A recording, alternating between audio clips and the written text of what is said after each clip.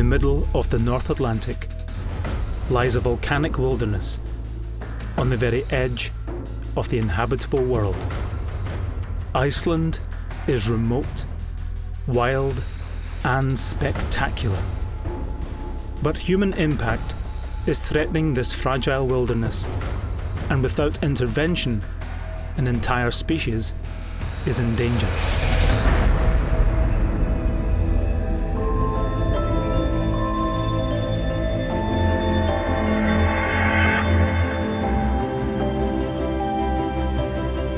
Salmon stocks have been damaged with overfishing and ignorance about some of the impacts they have on the salmon stocks in the river.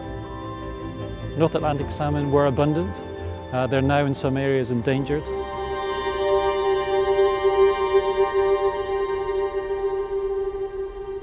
With the future of the North Atlantic salmon at risk, something needed to be done.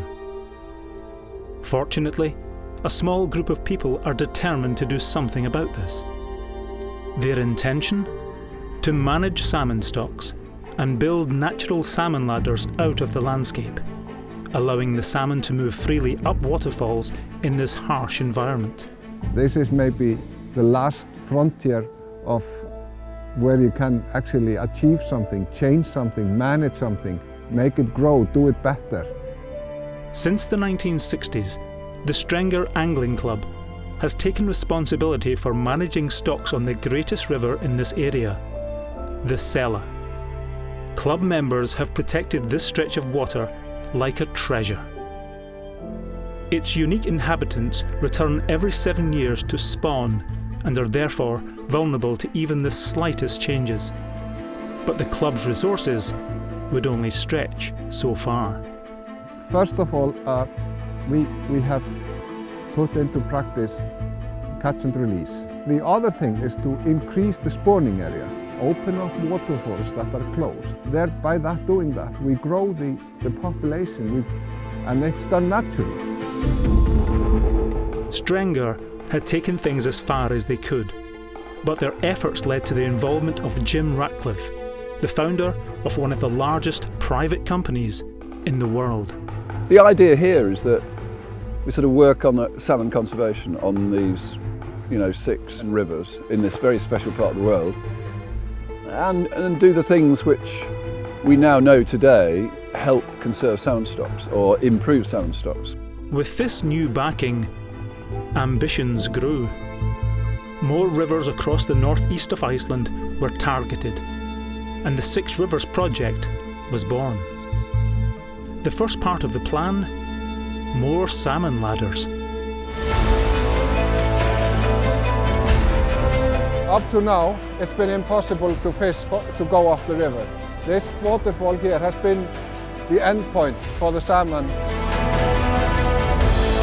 up till hopefully next spring, when we will have water in this ladder and the fish can travel 4.5 kilometers upriver. But it's expensive, it's difficult technically. With this ladder, we are trying to use the ground as much as possible and use as little concrete as possible, if any.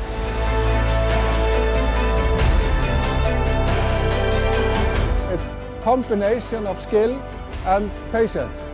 And we started with Jim on this project like a year ago. With his help and understanding and the enthusiasm of all parties involved, the owners and everyone, we have managed to get to where we are now.